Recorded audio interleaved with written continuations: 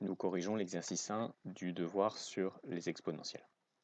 Alors, il n'y a rien de particulier dans cet exercice 1, ce sont juste des calculs, donc on va tout simplement les faire ensemble. On commence par nous demander de dériver l'expression h qui est x associe e à la puissance x fois racine de x.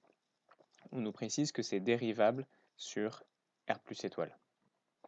Alors ça c'est bien parce que comme ça nous évite d'avoir à étudier le domaine de dérivabilité.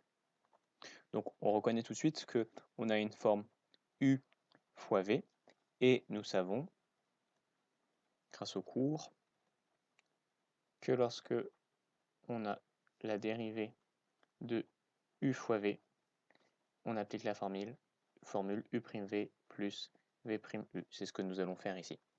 Et nous trouvons h' de x égale e de x fois racine de x plus 1 sur 2 racine de x fois e de x. Et on observe qu'on va pouvoir factoriser par e de x. Et donc j'écris e de x facteur 2, e de x qui est là, peut-être avec la bonne couleur. Ici on a racine de x, et ici on a 1 sur 2 racine de x. Donc plus 1 sur 2 racine de x. Voilà, on peut s'arrêter là, c'est acceptable. Par contre, on ne s'arrête pas là, hein. C'est bien de factoriser, c'est un réflexe à avoir généralement. Pourquoi est-ce qu'on factorise? Parce que très souvent, quand on nous demande de résoudre des équations, ou de résoudre, pardon, pas de résoudre des équations, de dériver, c'est pour ensuite trouver le signe. Et les signes sont toujours plus faciles à trouver avec des formes factorisées. Et ici, si on voulait faire du zèle, on mettrait ce qu'il y a dans la parenthèse sur le même dénominateur. Donc on va faire une dernière étape qui n'est pas obligatoire. Donc je réécris la même chose, mais je laisse la parenthèse vide.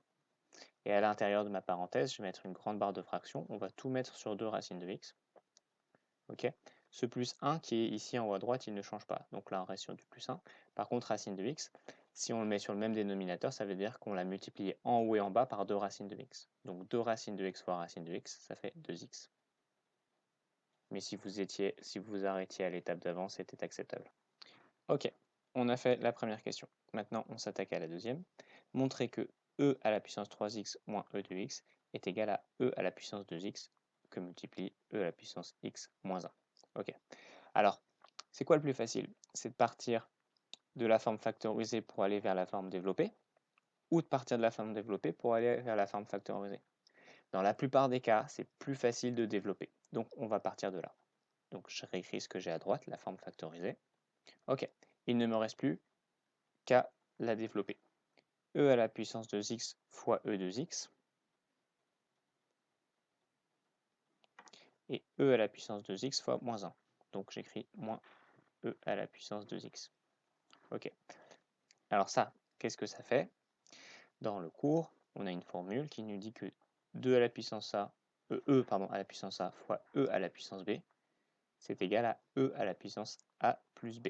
Eh bien, nous allons appliquer cette formule, sauf que à la place de a, c'est 2x, à la place de b, c'est x, et donc, si je multiplie l'un et l'autre, je me retrouve avec e à la puissance 2x plus x, donc e à la puissance 3x. Et celui de gauche, on ne change pas, c'est moins e à la puissance 2x. Et on retombe bien sur la formule qu'on avait. Nous avons corrigé cet exercice, on passe au suivant. Alors, résoudre l'inéquation, c'est pas très bien marqué, résoudre l'inéquation e à la puissance moins 2x plus 5 est inférieur à e. Alors on va recopier ça, à gauche on va le recopier à l'identique, inférieur ou égal, et à droite je vais juste faire une petite modification, je vais rappeler que e c'est e à la puissance 1. Oups. Et nous avons une propriété dans le cours qui nous dit que si e à la puissance x est inférieur ou égal à e à la puissance y, ceci est équivalent au fait que x est inférieur ou égal à y. Et ça, c'est dû à la stricte croissance de e, parce que comme e est toujours croissant, si j'ai un petit x qui est, si j'ai un x qui est plus petit qu'un y, et bien alors f de x va être en dessous de f de y. Et si j'ai un f de x qui est si j'ai un f de x qui est en dessous d'un f de y, alors le x sera plus petit que le y. Donc en fait, cette propriété, c'est juste l'interprétation de ce qui se passe graphiquement ici. Bref, tout ça pour dire que ici, ceci est équivalent au fait que moins 2x plus 5, ce que j'ai à gauche, est inférieur ou égal à 1, ce que j'ai à droite. Et là, ça devient très facile. C'est une résolution d'une équation. Donc le moins 2x, je vais le basculer de l'autre côté. Donc je vais me retrouver à droite avec 2x. Le 1, je vais le basculer de l'autre côté. Donc je vais me retrouver avec 5 moins 1 égale 4. Et après, j'ai plus qu'à diviser par 2 à droite et à gauche. Et je me retrouve avec x supérieur ou égal à 2. Et là, il ne faut pas oublier de mettre que s est égal à 2 plus l'infini. Si vous arrêtez là, vous n'avez pas terminé la résolution. Il faut terminer par une phrase de conclusion. Ça, c'est l'équivalent d'une phrase de conclusion. C'est l'équivalent de la phrase. L'ensemble des solutions est 2 jusqu'à plus l'infini. Et le 2 est inclus. Dernier problème. Résoudre l'équation qui est ici. Alors, la propriété qu'on vient de voir, elle a son équivalent pour les équations. Donc, ça marche aussi. Okay, donc, c'est sympa de se retrouver avec e puissance quelque chose à gauche et e puissance quelque chose à droite. Le problème, c'est que là, c'est pas ce qu'on a.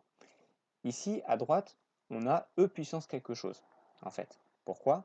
Parce que e tout court, c'est la même chose que e puissance 1.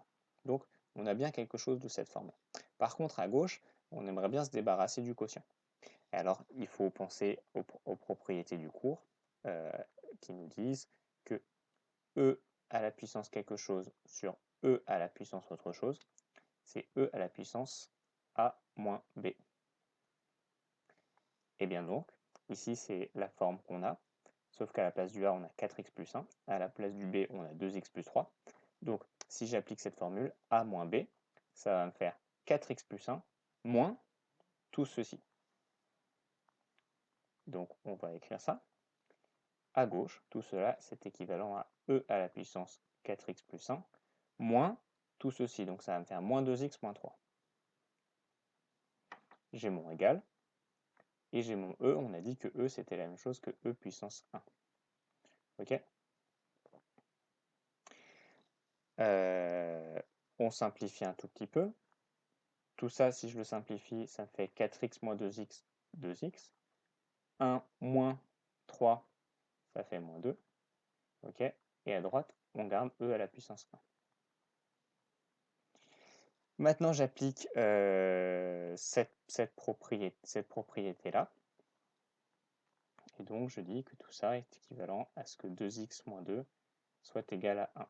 Et si je balance le moins 2 de l'autre côté, je me retrouve avec 2x égale 3. Et si je divise par 2 à gauche et à droite, je me retrouve avec x égale 3 demi. Donc on ne dit pas 1,5, on dit 3 demi parce qu'on aime bien laisser sous forme de fraction. Et je n'oublie pas ma phrase de conclusion, s égale 3 demi. Pourquoi est-ce que ça, c'est une phrase de conclusion? Parce que ça veut dire l'ensemble des solutions est égal à 3 demi. Voilà. Maintenant, ce qui peut être bien, c'est d'encadrer nos résultats, de commencer à prendre cette habitude.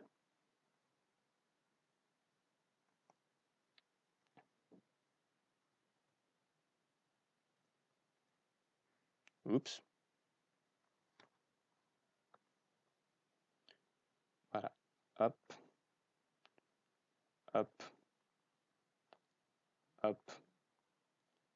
Hop. C'est beau, on est content.